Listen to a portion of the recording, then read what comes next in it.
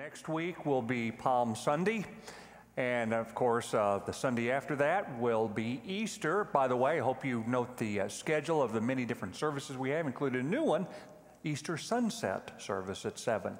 But I'm getting a bit ahead of myself. Today we're going to end the Lenten series of sermons that has had the theme of there's an app for that. An app, again, a computer program that makes life or a task more enjoyable and or done more efficiently.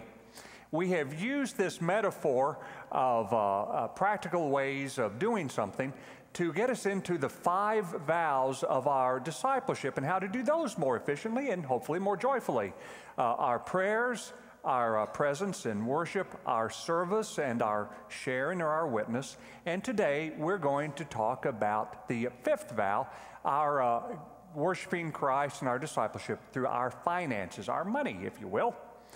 And I want to get into that app of giving by talking about the words of Paul that you're about to hear. Now, Paul shares an emphasis that we have in this church, which is an emphasis upon reaching out to younger generations.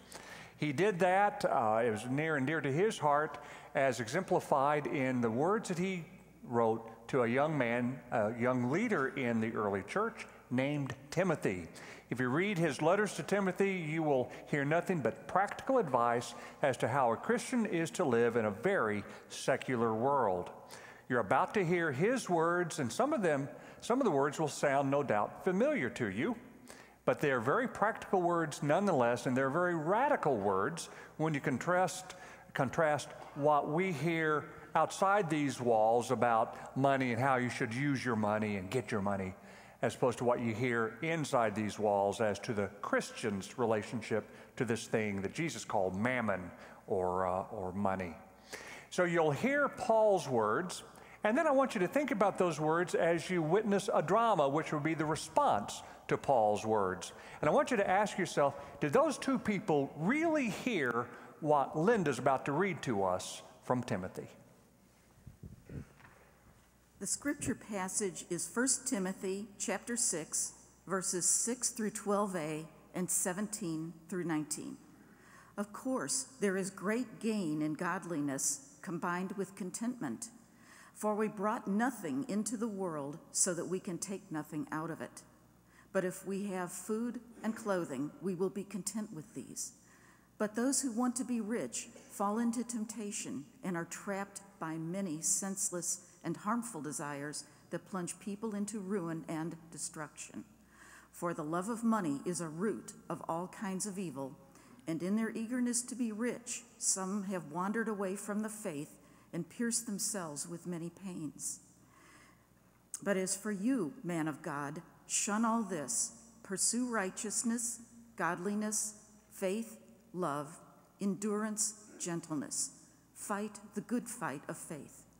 As for those in the present age who are rich, command them not to be haughty or to set their hopes on the uncertainty of riches, but rather on God, who richly provides us with everything for our enjoyment. They are to do good, be rich in good works, generous and ready to share, thus storing up for themselves the treasure of a good foundation for the future, so that they may take hold of the life that really is life. The word of God for the people of God. Thanks be to God.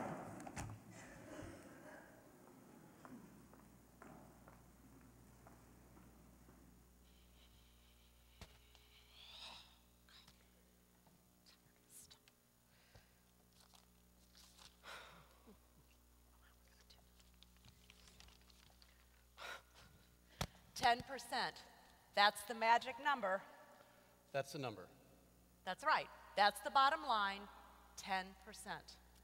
To go to the church. That's right.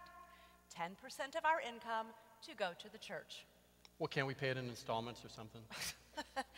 Yeah, well, that's what we were supposed to do. It's called the offering plate. But you kept forgetting to bring your checkbook, remember? Oh, not every Sunday. Yeah, every Sunday, all year. And now we have to play catch up, 10% right off the top. Are we talking net or gross here? What? Are we talking net or gross? Is it 10% of our net or 10% of our gross income? It's gross. 10% of our gross. Oh, come on, not net. Can't be 10% of the gross. No, it's gross. I'm sure it's gross. I think, what's the difference between net and gross? Net is the amount that all right, well, gross. Gross is when you have an, you know, I always forget that. You know, it's like sit and set. That's another one that's a little confusing. Oh, for Pete's sake. I mean, does a chair sit or does it set? In and into. Now, there's one for you. I mean, do you put your hand in fish guts or into fish guts? That's gross. What? Oh, I Googled it. That's 10% of our gross that we're supposed to give. Net is what you have after you pay your taxes. We're supposed to give 10% of our gross income. Now, that is gross. 10% of everything we bring home? That can't be right. All right, let me see this. All right, so if I take 10% of what we make each year, okay, and that would give us, that's ridiculous. Doesn't God want us to be able to pay our bills? I mean, seriously, we've got to come up with something else here. Hey, I got an idea. 7. Okay, well, time equals money, right? So why should that be any different in the church? So what we need here are just a few deductions. Work with me here now. Okay, all right, all right. Okay, hey, we were both in the Christmas concert last year. Oh, that's right. So that was like, you know, we had rehearsals, every Thursday, a couple hours, and 2 performances, and I'm going to use how much you and I make per hour to figure that. And then there's driving the kids to camp last year. Oh, that's time and wear and tear in our car. That would be, oh, wow, we need to do that again next year. That's an incredible deduction. That's a good one, that's a good Okay, come on, what else? All right, let's see. Hey, we worked at 6 Spruce Up the Church Saturdays, and we brought our own tools. Ooh, time and wear and tear. That was about 4 hours. Okay, all right. That one. What else? Come on, keep going. Okay, all right, get ready. Let's see. Okay, we set up for the all-Christmas concert and banquet. Oh, yeah, okay, yeah. I substituted probably, 4 times at Sunday school, donated flowers from my shop 10 times, and we worked in the kitchen. Okay. I was a disciple in the Last Supper tableau. I mean, we're talking rehearsals, production, wear and tear on my own sandals. Ooh, what about donuts? Huh? Well, we brought donuts to Sunday school. Yeah, donuts. Yeah. Okay.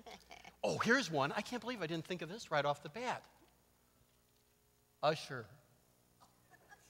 The singer? No, me. I ushered probably 45 times. I mean, that's an hour every Sunday. Oh, that's a good one. Yeah. And then what about the mileage, driving the kids back and forth to Vacation Bible School? Yeah, that was good. Our church clothes. I mean, we're talking laundry detergent, dry cleaning. And what about the time we spent talking to our neighbors about coming to church and inviting them to church? Okay, so how much time did we actually spend doing that? All right, forget that one. Yeah, okay. Come on, we're so close. Now just give me a couple more. Think. All right. Well, we bought pancake breakfast tickets, donated to Goodwill, brunches after church at Denny's. What? We talked about the service, didn't we? It's like a meeting. You're right. Okay, just one more. Okay, one more. I've got it. Family devotions. Wait for it. At home.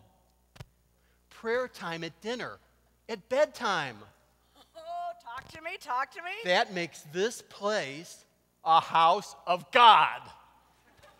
Deduct the mortgage, gas, and electric. Oh my God. Oh, that's it? That's what we needed? stand back, hold on. We owe the church nothing. Nothing? No, we don't owe them a dime. Zip, zilch, nada. In fact, hold on. The church owes us $325. Yes! All right, that works. Okay, let's go to Denny's. This being the last Sunday in this series of sermons, I would remind you one last time that we do have on our website the apps that we have created that correspond to the 5 themes of discipleship. You're very free, if you have the technology for it, to download those apps, and they will stay on our website until the second coming of Christ, I guess, or sometime like that. Let us pray. Lord our God, we give you thanks for the opportunity to joyfully be here, and now would your Spirit be present in the words about to be spoken and heard, and to that which will be thought and felt as well, so that we might honor the living Christ. Amen. Since we're talking about money, I thought it would be appropriate to lift up 2 of the most popular financial apps that are available to us. Did a little research and found that one of the top ones is this. It's called the Mint app, and as you can tell on the screen, the purpose is that it helps you keep track of your spending. It gives you a budget tool that you can set up a budget, see where your money's coming in from, where it's going out to. It gives you an alert when the bank account gets a little bit too low. I saw this demoed on YouTube, and a young man was demoing it using his own finances, and he said, as you can tell, my expenses are more than my income. I'm in debt. I'm a college student. Well, we can appreciate that, but then a little later he said, and you can also track your investments. As you can see, I don't have any. I am a college student. Well, when he ceases to be a college student, and when after 20 years he pays off student loans, then he can start investing. He might then turn to the second app, which is called Daily Finance. You can get real-time streaming of stock quotes. You can track multiple portfolios. You have access to over 3,000 financial services, different information services around the world, with the whole point of you being able, as you can tell, to increase your return on investments. Now, these are a good 1-2 punch for your personal finances. With Mint, you're able to save more, have more money, and consequently, with Daily Finance, you can better invest that money to make more money. Makes sense. That's what we all should do in some fashion to be able to control our finances. I use Quicken, the software. I would be lost without that personal accounting software. I subscribe to Money Magazine. Got one just last week.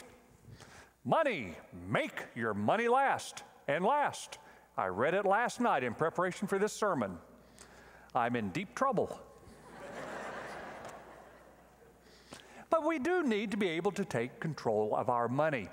However, and this is from my experience, maybe it's from your experience, sometimes we can go overboard. And when we get into the mindset of making that a priority of controlling your money, sometimes you might discover that money is starting to control you. I had a relative from marriage, from years gone by, who, well, let's just say that his role model was Ebenezer Scrooge. He would, you know how you have grounds for coffee and you percolate? He used those grounds 3 or 4 times. That was my philosophy too. And I would start drinking more Starbucks when I would visit him, because after a while, light brown coffee just goes so far. But, I mean, he saved money. He saved money by going to McDonald's and picking up the salt, pepper, mustard, and ketchup packets. Why buy them? You get them for free there.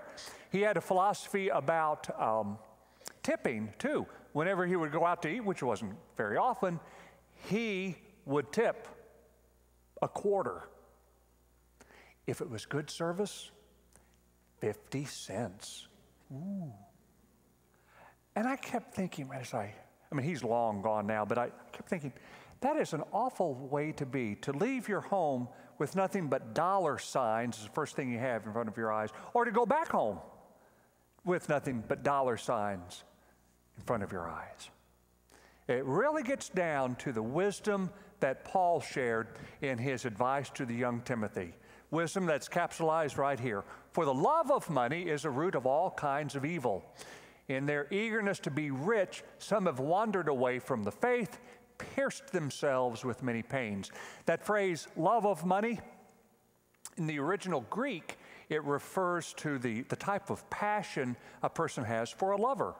An emotional attachment, a priority that this person, or in this case money, just preoccupies your thoughts, your feelings, your words, your actions. And what happens? Pierce themselves with many pains. The pain's a lot more than 3-day-old grounds of coffee, or coffee made from 3-day-old grounds, you know?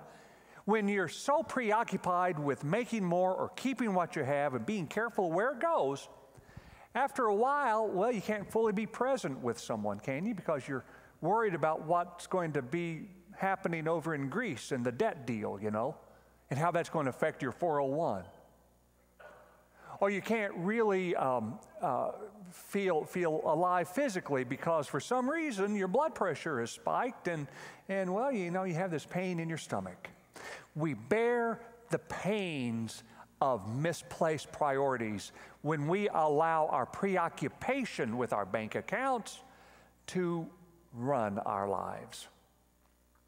I was reading in the upper room a few days ago. A woman was reflecting on her hummingbird feeder. She put a hummingbird feeder out, and she noted that there was one hummingbird, a male hummingbird, that was preoccupied with driving all the other hummingbirds away. He was so preoccupied he never had time to eat himself. He was just driving them away. And so she thought a remedy would be putting up another hummingbird feeder just a few feet away. No. Because the male hummingbird kept going to both feeders, driving any bird away. Now, if that hummingbird had a brain bigger than a pea, perhaps, it would think at the end of the day, why, this is rather silly. Here I am, I'm tired, I'm hungry, I don't have any friends. Why am I so obsessed with this? Why can't I just trust that that creature that fills the hummingbird feeder will still fill it? I can just eat my fill, let others have theirs, and I can enjoy life more. But the hummingbird does not have a brain bigger than a pea. We do, and yet, confessedly, too often we keep flitting back and forth between the hummingbird feeders, making sure we have our fair share and protecting it and obsessing over that and worrying over it. Truly, what Paul said actually in front of the verses you just heard really are apropos. He said, those who want to be rich, and he doesn't say those who are rich. Note that. He said those who are striving to be, those who want at least a 7-figure net worth. Those are the ones who fall into temptation and are trapped by many senseless and harmful desires that plunge people into ruin and destruction. Pretty tough words. Pretty threatening words. Words of warning, if you will, for when you get out of control, try and control what's yours. There has to be a better way to do it. And there is. As Christians, we have a most marvelous way of being creative about our relationship with this thing that can preoccupy ourselves. You know, it's said that Jesus talked about money more than anything else. If you read through it, it's right. That's a pretty fair statement, because he knew that it can be an idol that it can take many serious forms in our lives. We have to be able to be creative with it and put our faith into action in relation to it. And I think we can. And I got inspired about this and thinking about it from an unusual source. It came from a speech that this man, Stephen King, gave. And probably all of you know who Stephen King is as the best-selling author. But he was giving in 2001 a commencement speech to the graduates at Vassar College. And in it, he talked about what happened to him in 1999, a life-changing event, when he was walking down the side of the road and a minivan hit him, seriously injuring him, and took him months to recover. He reflected on that incident as he said this in the speech. "I'll tell you one thing you're not going to do, graduates, and that's take it with you. I'm worth, I don't exactly know how many millions of dollars, and a couple of years ago, I found out what you can't take it with you means. I found out while I was lying in the ditch at the side of a country road, covered with mud and blood, and with the tibia of my right leg poking out the side of my jeans. I had a MasterCard in my wallet, but when you're lying in the ditch with broken glass in your hair, no one accepts MasterCard. We all know that life is ephemeral, but on that particular day and in the months that followed, I got a painful but extremely valuable look at life's simple backstage truths. We come in naked and broke. We may be dressed when we go out, but we're just as broke. And how long in between? Just the blink of an eye." So I was reading this, I wanted to break into a solo of Dust in the Wind, you know? But I wanted to spare the choir that, so. You know, dust in the wind, blink of an eye. But then he goes on to tell the graduates what they ought to be doing in that blink of an eye. "You and your contemporaries will yield enormous power, the power of the economy. But of all the power which will shortly come into your hands, the greatest is undoubtedly the power of compassion, the ability to give. Giving isn't about the receiver or the gift, but the giver.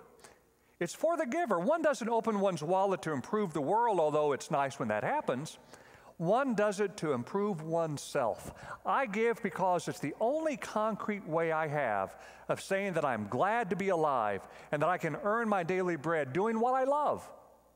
Giving is a way of taking the focus off the money we make and putting it back where it belongs, on the lives we lead, the families we raise, the communities which nurture us." And that got me to thinking, can it be that if the love of money is the root of all evil, could it be that the love of giving is the root of all life? Could it be, sort of thinking along his line of thought, could it be that we really find life when we feel as joy-filled and passionate and happy about giving of our money, as passionate doing that as we are in getting our money? Wouldn't it be wonderful if we could feel as passionate about providing shelter for the homeless and food for the hungry, as passionate for that as we are passionate about making sure that our stocks are doing well? Wouldn't it be wonderful if we were as passionate about providing programs for children and youth and service opportunities for a variety of generations? Wouldn't it be wonderful if we were as passionate about that as we are passionate about making sure we have the best return on our investment, or that we get the best deal on that car? You know what I mean? And I thought the only way that we can feel as passionate for giving is to make that a habit. The best way to make it a habit, to really instill that attitude within our hearts, is to do something concrete. So I looked at onto the iTunes store, the Apple store, to see if there were an app that would help me be more generous, more joy-filled in giving. And you know what? I found not a one. Now, I'm sure there might be something out there, but I couldn't find anything that would help me joyfully give. I found many that would help me be greedier, but none to help me give. So I sort of fantasized something. I dreamt up an app. I don't think this app will ever exist, but maybe it would. If it would be wonderful. But this app, to help us really feel joy-filled, would have 4 components, 4 parts. And the first part of this app, the giving app, would be budgeting.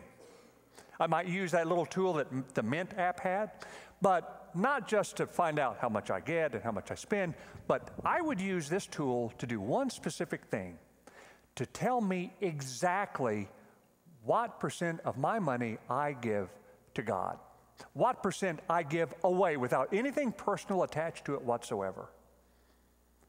Did you know that the average Christian gives 2% of his or her salary gross to the church, to God?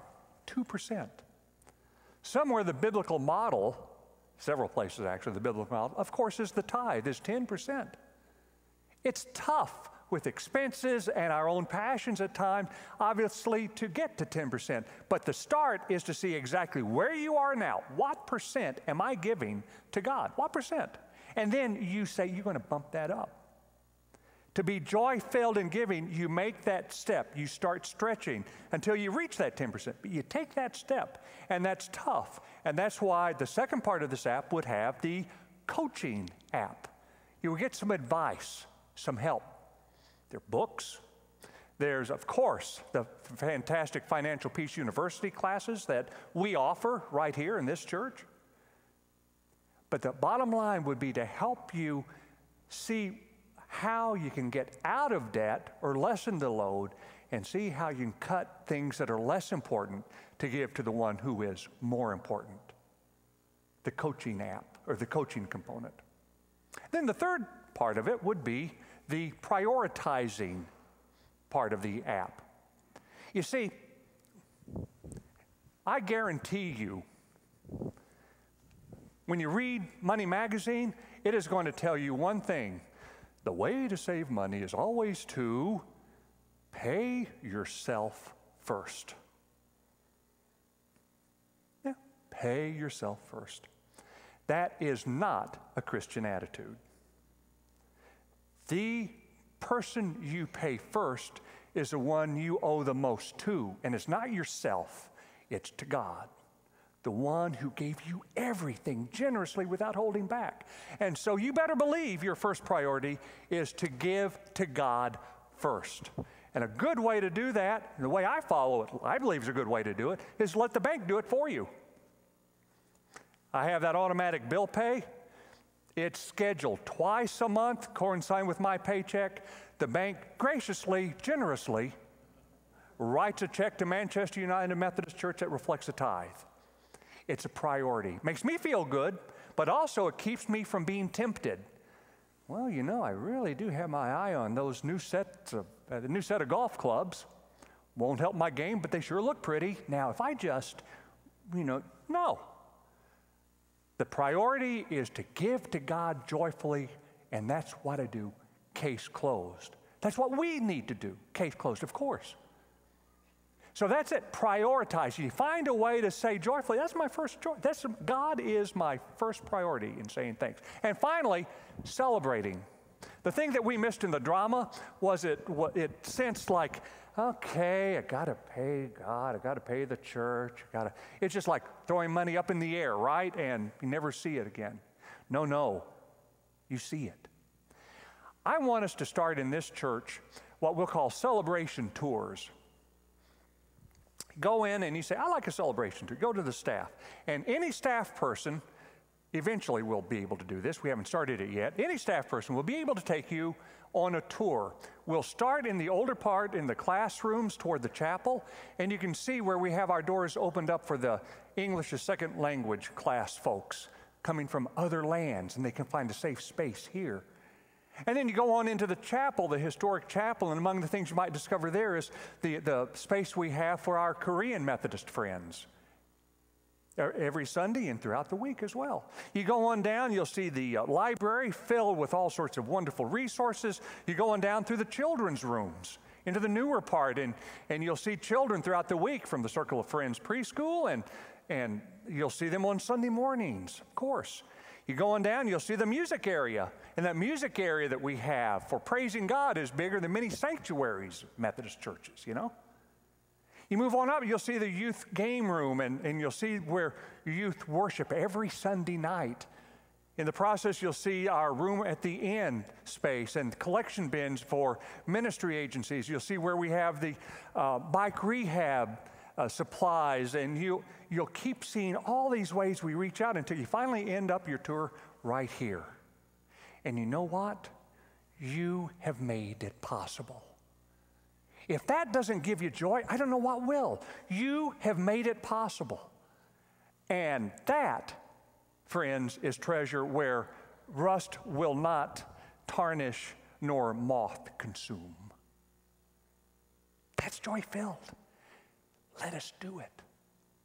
Let us be like a man named John Thornton. Now, there's no way you ought to know who John Thornton is, but you would have known him if you lived in the 1700s, because he was the Bill Gates of his time. Very wealthy, but very philanthropic. He loved getting these requests for charities and writing checks. He was known for that. He even funded he lived in Europe, but he funded a school for Native Americans in New Hampshire, of all things, because people requested it. But one day, he received a letter, thinking that it was another request. He received a letter, and it said that a very valuable cargo ship of his that was transporting very valuable cargo went down. Everything was lost. He was crestfallen because this meant a severe blow for his finances, his company. And he pondered that letter for a moment. Pondered it. Then he put it down. Then he picked up another letter. It was a request for support. And another letter, a request for support. And that smile started to return to his face. And faced with his financial peril, with the bankruptcy of his company, he gets his checkbook and he starts writing checks to these charities. As he does so, he says to his assistant, "Well, let's try to do a little good while we still have the means to do it." That man, as Paul would say, has taken hold of life that is really life. I want to live like that. I want to be more like John Thornton. Don't you?